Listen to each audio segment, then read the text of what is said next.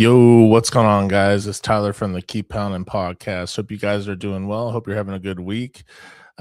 We are going to be recapping and going over what are the top priorities going into this offseason. What are the biggest weaknesses this past season that need to be addressed this upcoming offseason, both defensively, offensively. We'll be looking at what position groups do we need to focus on as far as free agency versus the draft. What improvement actually looks like next season. In my opinion, this offseason is going to be greatly heavy. It's going to be greatly weighed on, do we just stay competitive like we were last year, or do we make that next step toward becoming a consistent contender? So that's what we're going over today. So if you guys haven't, if you're new to the show, hit the like button, hit the subscribe button, hit the notification bell, leave a comment. Let me know what you guys think as far as what are the position groups that we need to focus on. So before we get into all that, I want to go over a few topics here. Okay. So you guys may have seen this. I saw this over Twitter. I had to check it out. But Bills owner Terry Pagula fired Sean McDermott because they lost versus the Broncos. Didn't know that, obviously, if you watch the game, Josh Allen's turnovers, he had one of the worst performances he's had in a long time. You have the horrible calls by the refs, the horrible interception call. That should not have been an interception, should have been a catch. But this clearly wasn't a coaching issue as far as the reason why they lost. Who is better on the market right now? Who's better than Sean McDermott? To me, Sean McDermott, his resume is way above average. Terry Pagula, the owner of the Bills, I think is just greatly going to regret firing McDermott. The Bills, they had a 7-year playoff drought. You had McDermott come in, and he changed the Bills' culture, helped break that drought in his first year. Now, I get it. You have a generational quarterback in Josh Allen. Mahomes wasn't in the playoffs. Lamar Jackson wasn't in the playoffs. Joe Burrow wasn't in the playoffs, and they lose. But again, I don't feel like that game was poor coaching. It was, the coach is not putting players in a position to succeed. It was more of a poor execution. Again, Josh Allen being careless with the football. Again, it was one of his worst games, and just poor officiating. There are also, in this press conference here,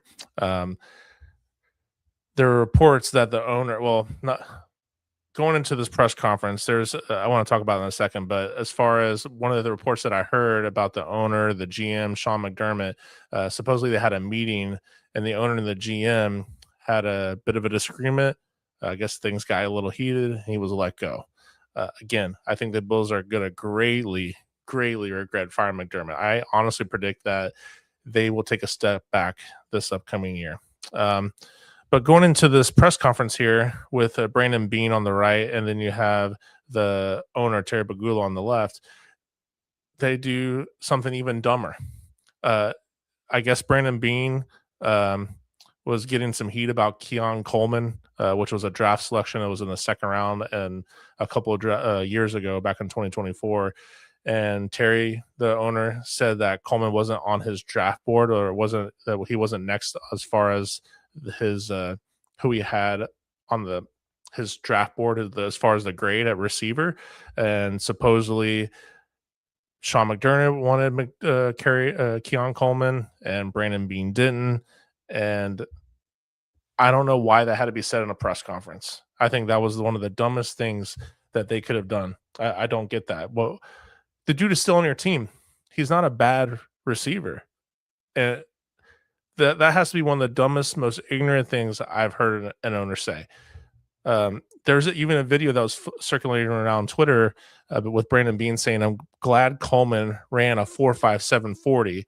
It'll help us get him." So he clearly wanted him. It wasn't like Brandon Beane thought he was a bum and that he didn't want to select him. There's clear video evidence of him saying that. And this was 2 months before the draft. But I just don't see how Keon Coleman plays on the Bills next year. I mean, I'm sure he's a little pissed off about hearing about that. This, again, has to be one of the worst press conferences I've ever watched. And I'm just glad that it's not my team for once. We had our owner do a little hello incident. Just glad it's not my team. But this was just it didn't make sense. It didn't make sense. The Bills, I feel like, are going to be making a dramatic step back, and the the Bills again. We talk about how they don't do a good enough job giving Josh Allen enough weapons from the offensive side of the ball and giving him a good defense to support. And whose job is that? The GM. And then you let go of Sean McDermott, but you promote Brandon Bean as president of operations, football operations, and give him more power. So I thought this was a dumb move, a pretty dumb move. Um, Next, we got a couple of other hires. So you have Mike McDaniels. Obviously, he got let go by the Miami Dolphins, and now he is the offensive coordinator for the Los Angeles Chargers. I think this is a great hire. He's a great offensive mind. The Chargers, they struggled offensively, but we all know I'm not a huge Chargers fan. I didn't watch tons of games, but just watching some of the games, their offensive line struggled from not just an injury standpoint, but just an execution standpoint. I forget who the offensive coordinator was for the Chargers, but so they let him go, obviously. But this is something that's obviously an upgrade. Mike McDaniel's again, he's very creative, a good offensive mind. I think this is a good hire. And then, man, what a full circle moment here. You got Eric Bieniemy, who was the Chicago Bears running back coach, and Kansas City coming off of their worst season of since they've had Patrick Mahomes, and Andy brings back a familiar face in Bieniemy, who is part of the 2 Super Bowl wins in Kansas City. So, I find this kind of ironic. Obviously, Eric Bieniemy, great offensive mind. You have Andy Reid, who is the play caller, but Eric Bieniemy obviously was a great uh, part of the reason why they're so successful on the offensive side of the ball. So bringing him back makes sense. Familiarity with Patrick Mahomes, so we'll see, can they get back to how they were before Eric Bieniemy left? So I found this very interesting. Just a full circle moment. He was the OC, got let go. I can't remember where he went after he left Kansas City, but eventually made his way as the running back coach for the Chicago Bears, and now is the OC for the Chiefs again. I don't think I've ever seen that where you were OC for a team, you left, you came back in the OC again. So uh, happy for him, but I thought that was funny and kind of ironic. But we got some other news that I kind of laughed about. I'm not gonna lie, I was loved to see this hire. I think the Falcons are doing a great job right now. Building their team. This is the guy for the job, right? This guy right here is he's gonna help you. He's good. I mean, I'm kind of nervous. I'm kind of nervous. You have Kevin Stefanski taking over the Falcons head coaching job. The guy that made the Browns an absolute mess. And I'm not, super familiar with all the in-depth context to all, what happened within the Browns as far as GM owner Kevin Cianski. Kevin Cianski, obviously, he didn't want to draft Shador Sanders, but that whole thing was a mess. The locker room was a mess. And so then he comes over to the Falcons, and then you have Baker Mayfield talking about revenge games. It's just this was a really funny hire. Now, what does he do at the quarterback position? Because obviously Kevin Stefanski is a great offensive-minded coach. Is he a good head coach? Probably not. But he is a really good offensive mind. Obviously, the Falcons have a really good young defense, and they have great pieces on the offense. They just cannot find a quarterback that plays consistent good football. You have Michael Penix that's been injured. Kirk Cousins is older. He did okay, but wasn't great. They need to upgrade at that position. So what do they do? We'll see. But I found this very interesting. Then a couple of other hires, head coaching hires. You have Robert Saleh, that is the Tennessee Titans head coach, and then Jeff Hafley. I think if I'm not mistaken, he was coach for college. I just don't remember which college team it was. So a couple of new hires. Obviously, we talked about last week, John Harbaugh signing with the Giants. We mentioned last week, but uh, you know, uh, I am very happy about this hire with Kevin Stefanski. It's I I think Falcon Twitter was very upset about this. From most of what I've saw is, a lot of Falcon fans weren't happy about this. So, but if he can figure out the quarterback situation, get the players to buy in, I think this can't, it could possibly work. But this is not the best hire in the world. Obviously, this happened before Sean McDermott was fired, and you have all these other prospects at head coach that are out there. As a Falcons fan, you got to be a little upset about that, and that this is your guy. So, um, yeah. So he got Kevin Stefanski as the Falcons head coach, and so those are the head coaching hires so far. But we still have a couple of head coaching vacancies, and we have our boy Evero that has gotten several interviews. He's already interviewed with the Falcons. Obviously, that didn't work. You have Kevin Stefanski as the head coach. He interviewed with the Raiders, the Steelers. I think he already has a second interview scheduled with the Raiders. I believe there's rumors that he'll be getting a second interview with Pittsburgh as well, but I know for sure that he's getting a second interview with the Raiders. I do ultimately think he's going to stay as the defensive coordinator. I know a lot of Panther fans like 50-50, like him, don't like him.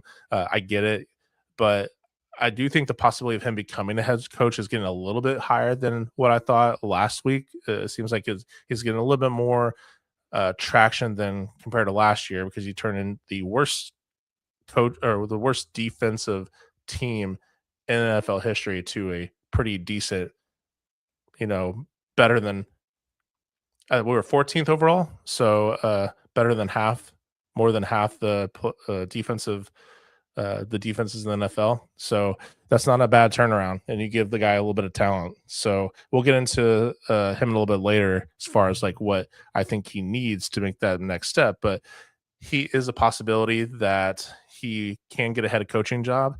Now, who can replace him if he does take a head coaching job? It could be people have been saying Jonathan Cooley. But remember, if Evero goes to, let's just say, the Raiders, he's going to take his guys with him. Now, Cooley can be the defensive coordinator for that team. I wouldn't be too mad about Raheem Morris. He's in that same coaching tree. He has same scheme.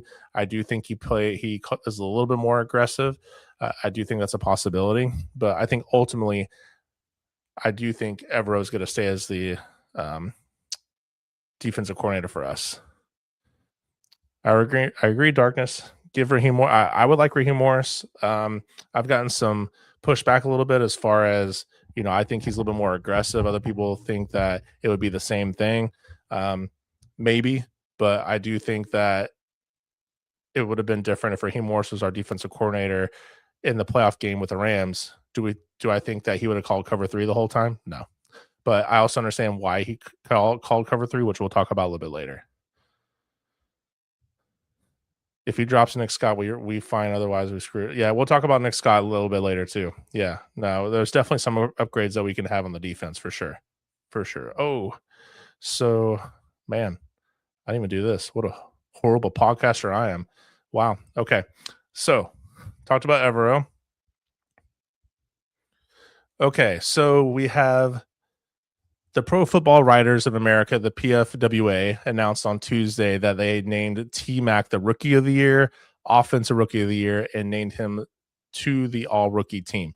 So T-Mac is the first player in Carolina's history to be selected as the PFWA's Rookie of the Year, and he's the second player that the Panthers have had the second player to the PFWA's Offensive Rookie of the Year, joining Cam Newton, who won it in 2011.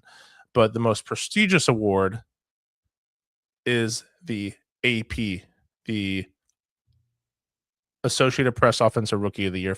So he's been named a finalist now. Been named a finalist for the most, obviously, to me, and what everyone else would say, the most prestigious of them all.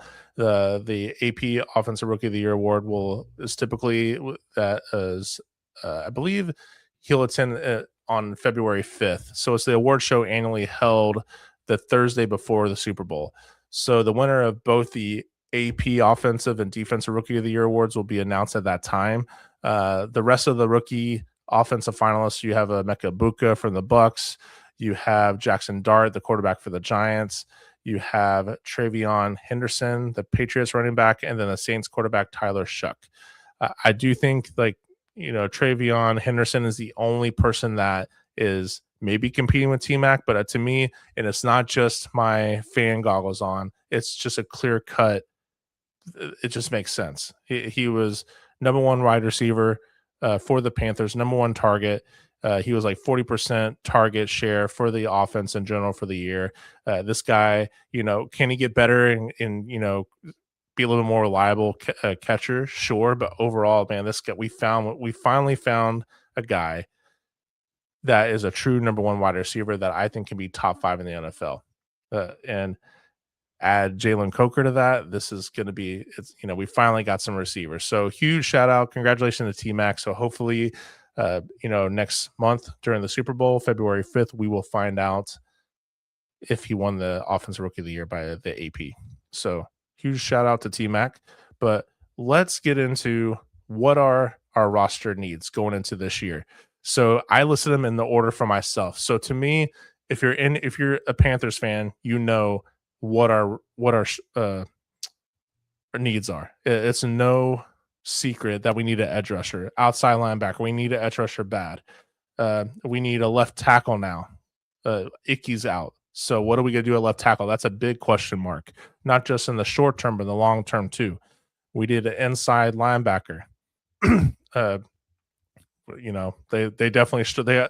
Christian Roseboom got a little bit better, but we can definitely upgrade from him. You have Trevin Wallace has been injured this year. He was injured last year.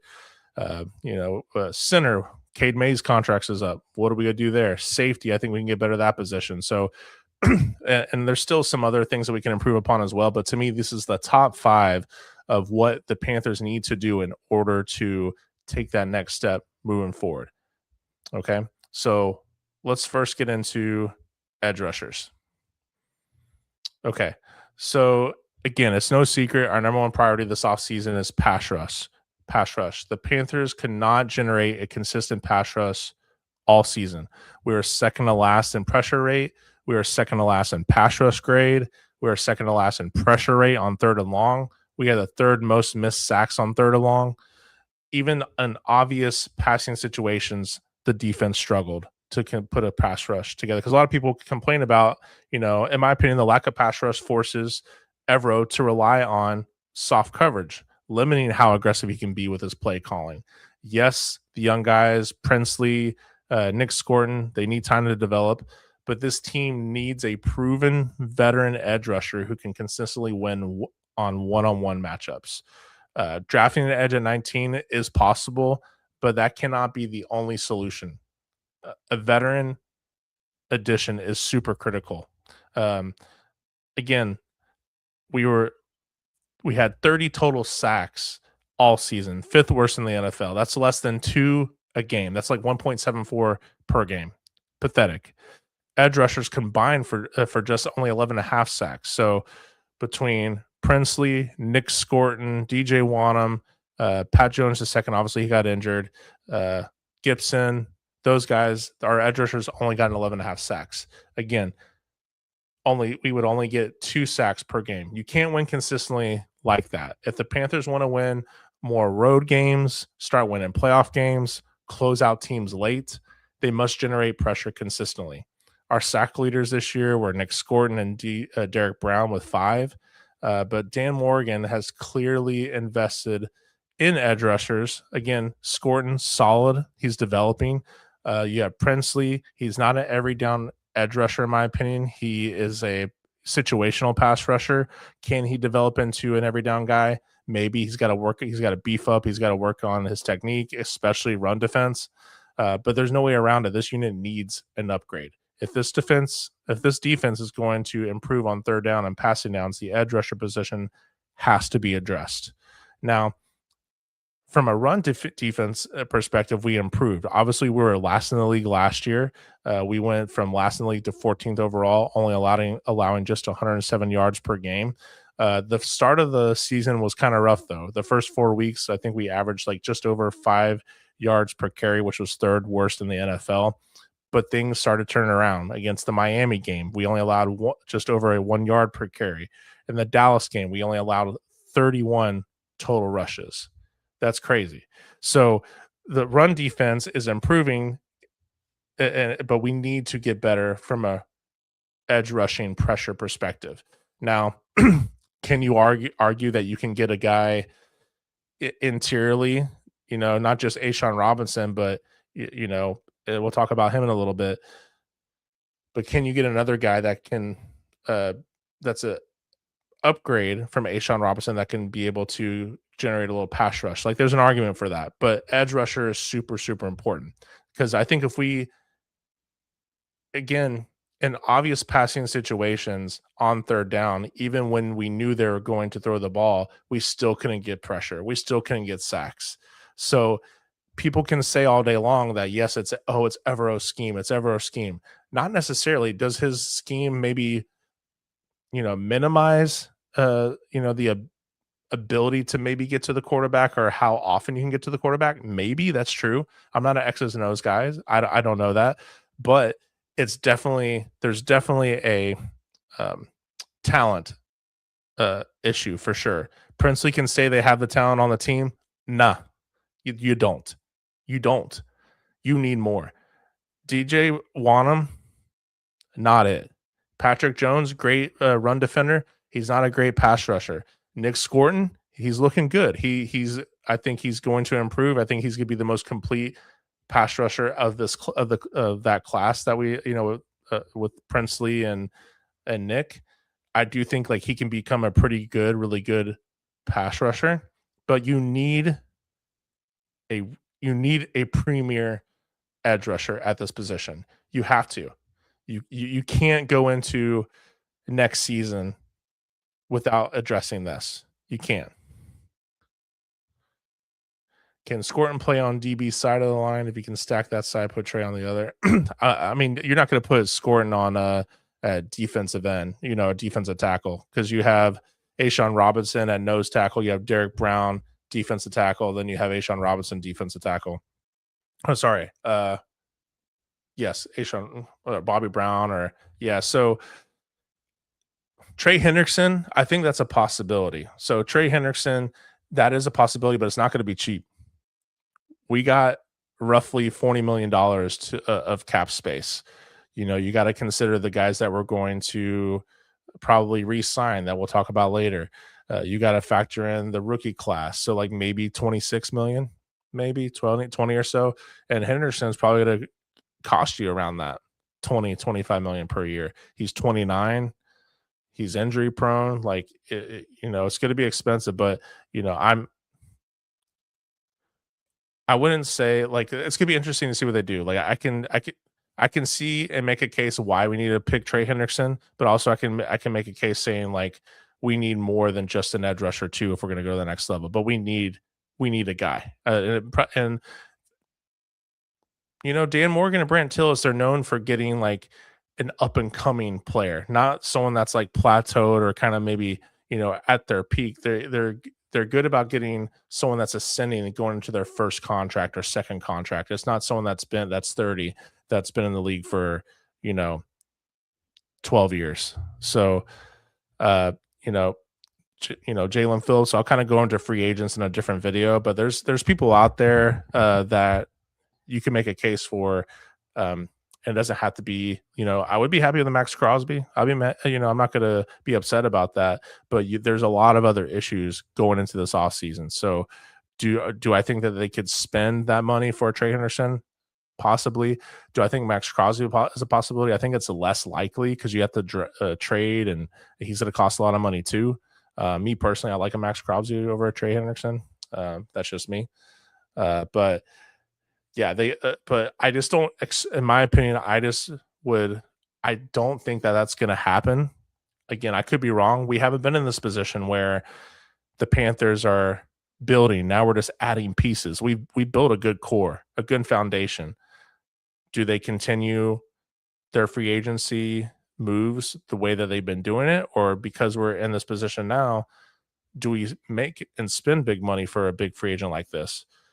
Again, if we were like, I don't know, 11-6, 12-5, 13-4, then I would say, yeah, you're definitely in that position to make that one push to try to make the playoffs. But we're 8-9. We didn't get to 500.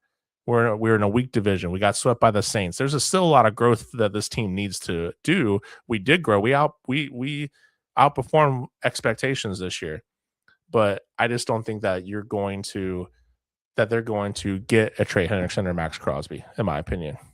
I just don't think they are. Now, what threw a monkey wrench into everything was Icky's ruptured patella tendon against the Rams. This put a huge monkey wrench into everything as far as what the plans were for Brant Tillis and Dan Morgan in this offseason. We already have the third highest offensive line payroll in the NFL, just under 90 million at 89.6. We have Robert Hunt that we're paying over 24 million for. We have Taylor Moton that we just restructured and extended to over 21 million. Icky, we did the 5th-year option, fully guaranteed 17.5 million. You have Damian Lewis that is making 16.5 million as well. So we're already spending just under 80 million for just the right guard, right tackle, and left tackle. And the left tackle is out for it could be out for the year. Now, could he come back again? It's a 6 to 12 month recovery, but 6 months typically is where you're more functional. You're walking, you're able to go up and down stairs, that type of thing. He's got to get back to football shape and strength. So that could be 9 months to a year. He may not even play next season. I think that the most realistic scenario in my opinion, is he comes back around late October, and that's best case scenario. But Dan Morgan did say they're going to play things week by week, month by month. Now, when we get towards the offseason and free agency, if the prognosis doesn't look good, where it could be over a year, you're probably going to have to draft the left tackle because of all the money that we spent so far on the offensive line. Left tackle is a premier position. Now, do you want Josh Nijman at left tackle for the season? No, I don't. Can they still go out and get a low budget free agent? Maybe a left tackle, sure. But to me, this is what I find that what makes sense to me right now is because of the money that we spent already, and then you have this injury at left tackle, and if they're not confident about his prognosis going back to how he was playing before the injury, drafting a left tackle at 19 is a high possibility, or moving in the draft to get one. You're not going to get a premier left tackle at 19, right? But is there somebody that maybe you like that maybe you move up, or is there someone that you feel like could be like a little bit of a project that could be solid at left tackle? That's something that I think they're going to highly consider, and that's very likely to happen. Am I saying it's going to happen 100%? No, but it just makes sense with the money that we spent so far. We have to be. You can't spend all that money on an offensive line, and we already spent. I think we're the 5th highest in the NFL on the defensive line. So we're built like, obviously Dan Morgan believes in the trenches, but from a cost perspective standpoint, it just makes sense that they have to draft a left tackle. They have to. Or if they really believe that Icky's going to come back and he's come back 100%, do you stick with Josh Nijman at left tackle for 6 weeks? I'd be kind of scared about that, to be honest with you. I would.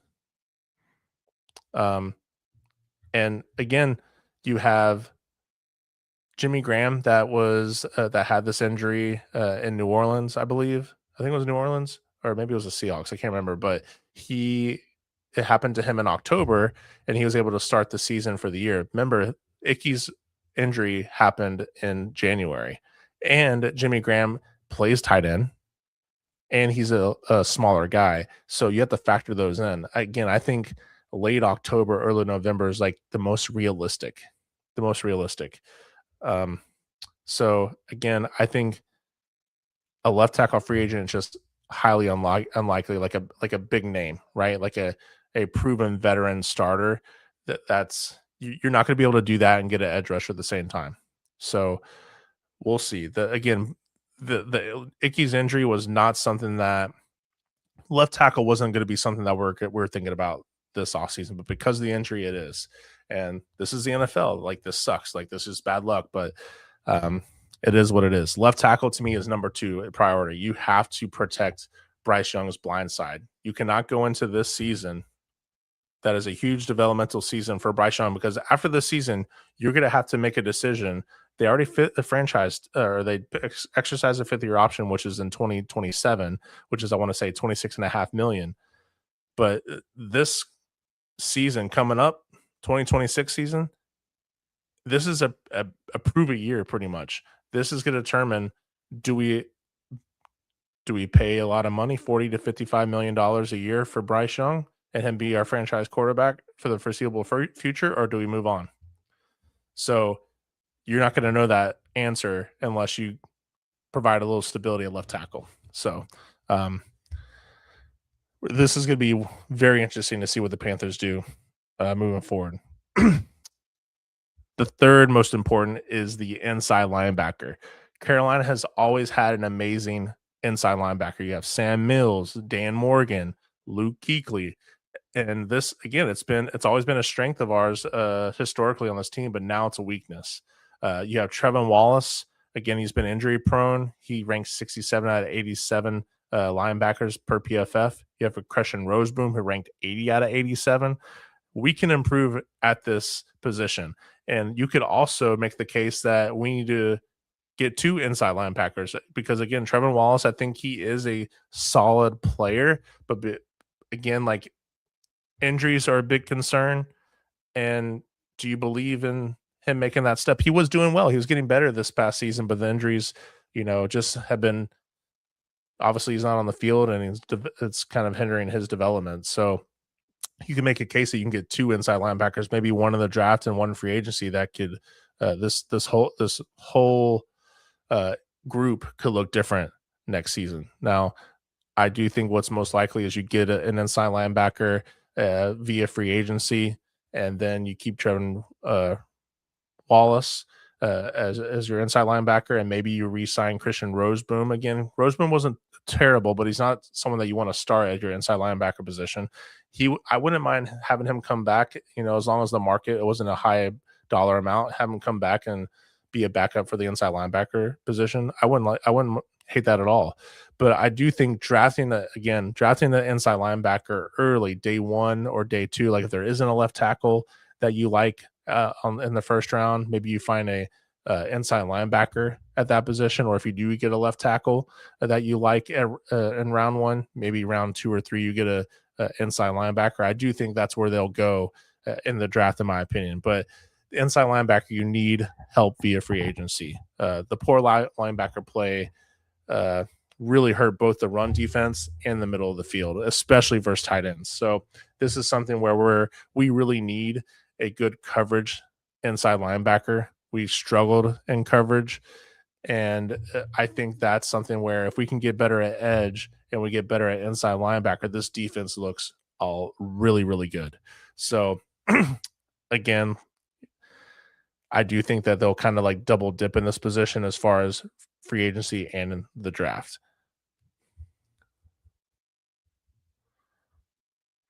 Center. So center, I think, is very important because, again, we need to protect Bryce. Cade Mays is a free agent. Again, earlier I said that we're already spending just under $90 million of the offensive line as a whole. So we need to be cost effective, and most likely we're going to draft a center. Can they re-sign K Mays? I don't know. I think he's going to cost more than we're going to want to spend on him, especially with how much we're already spending on offensive line. I wouldn't be mad at it. I think Cade Mays would really shore up that group, especially if you had to answer a left tackle. It's just a matter of, can they be, this offensive line wasn't healthy this year. So I could see them, just as we mentioned earlier, left tackle drafting one. I can see them drafting a center, maybe in the 3rd or 4th round. Usually that's where the centers are taken, 3rd, 4th, 5th round. So can we still go out and get a low budget free agent? Sure. But Bryce needs protection. We can't go into this season with Austin Corbett as our starter next year. We can't. I think Austin Corbett will be let go. I think he'll be. I don't even know if we would save money on the cap, but I just don't see him returning this year unless he's just depth. But we can't have Austin Corbett coming in as our starter center. Can't happen. So I just think that's something that we're going to that we're going to draft. The way we treat injuries is smart, and given Brooks' knee history, our staff knows how knees are sadly. Yes, yeah, and especially with knees at a left tackle position, that's not good. Not good at all. Okay, so the next position that we need to invest in, and I think Darkness will be happy about this, is safety. We need competition at safety. Now, I think Nick Scott is a unrestricted free agent this year. Can you bring him back and for depth? Yes, I wouldn't be mad at that at all. I think Nick Scott is a good depth piece. I just don't think he's a solid safety that you feel comfortable with. Now, Nick Scott is really good at run defense. He's a hard hitter. Yeah, I think he got a little bit better this year, but we need to get a better coverage safety. Ideally, again, a veteran. We already have a young player in Lathan Ransom. Could the answer be on the roster? Possibly. Lathan Ransom could be the answer. The times that he came on the field, I thought he did a really good job. I thought Lathan, he had a few picks. He had some good hits. It's just, can he, if he's good at, can he be that consistently on a every down basis? Um, Again, like the secondary, specifically Nick Scott, really struggled against teams that had passing offenses like the Rams, the Bills. If we can get a solid safety that is good in coverage, I think that will elevate our defense even more by minimizing the explosive plays. Again, like Nick Scott as a depth piece, I think that would be really nice, and I think that would also help the workload at the safety position. But this is something where if they're going to address this position, in my opinion, it's going to be in free agency. Depending on where they want to spend big money, there's a safety I know in Seattle that's really good. That's going to be a free agent. That's I think he's had like 10, give or take 10, 12 interceptions the last 2 years. He's really good in coverage, but he's someone that I can't remember his name, but he's somebody that I think is going to be the premier safety coming into free agency. So if they're not able to get a premier edge rusher and they're not going to spend money at left tackle or inside linebacker, that could be a possibility. I just don't think that's going to happen. But I do think just getting a good coverage safety vet is what we need. Now, a couple other things that I think that we could do this offseason is we need to get a deep threat at wide receiver. We didn't really have that. Yes, we had Jimmy Horn. Jimmy Horn was more of a gadget player this offseason. Against the Rams, he was utilized a little bit more down the field. Again, the answer could be on the roster. I would like to see Jimmy Horn get some more reps down the field. I do think the gadget thing was cute and all, and I know like they've kind of took that out of Excel's hands and then passed that torch over to Jimmy Horn as far as the gadget plays. But I could see them going in free agency and get a wide receiver that was speed. They could draft one in a later round. Dan Morgan's been good about drafting receivers late or even undrafted free agents like Jalen Coker. But I think if you with T-Mac and Jalen Coker at 1 and 2, and then you add speed to this offense is to look really good. But again, we got to make sure we protect Bryce Young. We got to make sure. So that's something I can see the Panthers, Dan Morgan, and Brant Tillis doing. I do think that an upgrade in the nickel position is going to be pretty critical. I do think Corey Thornton, there was times where Shaw Smith-Wade was out with an injury. Corey Thornton stepped up that big nickel and did a really good job. Obviously, he's depth at corner, but maybe they use him as a nickel. Again, he's long, lengthy. That's kind of and fast. He plays a little bit like Mike Jackson. So that could be a possibility, but I do think they go out and get maybe a nickel, and that could be either the draft or a free agency. Offensive line depth, I think, is going to be important. But again, this offensive line was not healthy this season at all. The season before that, it felt like our offensive line was healthy throughout the whole year. This year was not. Rico Dottle, I don't think that's gonna happen as far as him staying in Carolina. I think what he's looking for and what he wants to get paid is not going to be here. I would actually be surprised if he gets that elsewhere. But could there be a team that maybe wants to pay a little bit more than the Panthers would like? Sure, but just what was said by Rico, by the beat that when he had an interview with the beat writers in the locker room, he doesn't want to be here. He doesn't want to be here. We could do Morgan, nickel, and ransom. Maybe, yeah, that's a possibility. I think they did use Morgan, nickel several times. Like, there's a lot of versatility to this defense, which I like. But if whatever it is, get Shaw Smith Wade off my team, bro. Why they had him guarding Mike Evans the last game of the season is beyond me.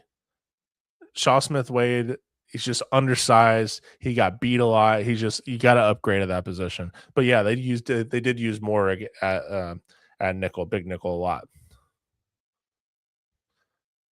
I'm gonna be honest on this Tommy is playing making tight ends every time that man gets the ball. He's unstoppable. Yeah, I do think he got a lot better this year. Now, I'll do another stream about the cap and cap casualties. He could be one. He's only guaranteed $2 million. We would save $8 million of guaranteed money. If you really think Mitchell Evans can make that next step, or if you get a playmaking that we're going to talk about here now, playmaking tight end, then I think he could be a cap casualty. Now, I like Tommy. I think him and Mitchell Evans are great. I think Jatavion Sanders took a huge step back. I could see him actually maybe not even making the roster this upcoming season. We'll see. But, ever since that neck injury, Jatavion Sanders hasn't been the same player. But Tommy Trimble could be a cap casualty. He could be. And then we talked about earlier, interior defensive line. Can you get and again, we'll talk about cap casualties, but A'Shawn Robinson, he could be he's really good. I'm not saying from a lack of play standpoint, but we would save about close to 10 million, just under $10 million in cap space if we let him go. But he's a really good run defender. He's nasty. He's physical. Like, I honestly, what I think is more likely is they will extend A'Shawn Robinson and save cap space that way. But could they add an interior defensive lineman? Possibly. Because you have Turk Wharton that was injured a lot, and unfortunately, Turk Wharton, is still under contract, and we wouldn't save any money if we could let him go. So, can Turk Wharton stay healthy? Bobby Brown, I think, if they did let A'Shawn Robinson go, Bobby Brown, a little bit obviously smaller than A'Shawn Robinson, but just a very athletic big guy. And he's a really good run stopper, but I think he can work on his pass rush. I think he has more pass rushing ability and upside than A'Shawn Robinson does. But again, there's a lot of things that the Panthers could do, but I think these are the other needs outside of the edge rusher, the left tackle, the inside linebacker, the center, and the safety positions. I think those are the top 5 that the Panthers will be looking at this offseason. But again, there's a lot of variables to it. Who's out in the market? Who are they willing to pay what for? Who drops down to the draft. Obviously, they're going to have a plan depending on what happens with what. But it's going to be very interesting what they do and how they attack this offseason. But that icky injury, man, that's huge. That puts a huge dent into everything. A huge dent, because again, you guaranteed $17.5 million at that left tackle position for Icky, premier position, and then he injures himself, and now he's gonna be out most likely at least half the year probably. What do you do? So that's gonna be very interesting to see. Very, very interesting to see what happens. But again, guys, if you are not a member of the channel, hit the like button no matter what. If you do me a favor, hit the like button, hit the subscribe button, hit the notification bell, leave a comment. Let me know what your top 5 positions of need that need to be addressed this offseason. What are they? Okay. What do you think? What do you think is gonna What do we need to address?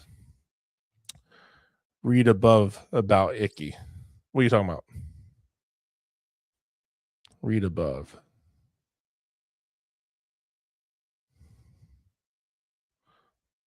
I don't see anything about Icky.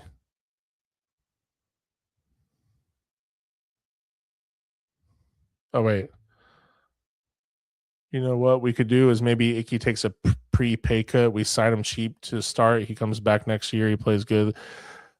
He's not going to take a pay cut. He got a fully guaranteed contract. I do think what can happen though is they could. What this is what could happen. Okay, turn this off real quick. This is what I think can happen. Let me pull up. Oop. What I think will happen will if they keep Icky and if they don't draft a left tackle, they just get Yash Nijman to help them get by, or if they go out and get a C average left tackle just to get by, I can see them do a 2-year deal to prove to them can he be the same Icky as he was before the injury. I do think that's a possibility and a very, very high likely probability. It's either going to be drafting a left tackle in the first round or it's going to be getting by until Icky's healthy and then doing a contract like that, a 2-year deal, because he was going to get, to me, $25 million a year, probably 25, 28 million, premier left tackle, top 5 left tackle in the league. Maybe we pay you 16, 17, 18 for 2 years and maybe make that 50, 60% guaranteed, prove it to us that you can still be that guy. I think that's a strong, strong possibility. So, but yeah, guys, again, hit the like button, hit the subscribe button, hit the notification bell. I'm still growing, still a small, growing Carolina Panther podcaster. I appreciate all your help. Yes, sir. We great mind thinks alike, darkness. Great minds think alike. But thank you guys for watching. I appreciate the support. See you next time. Keep pounding.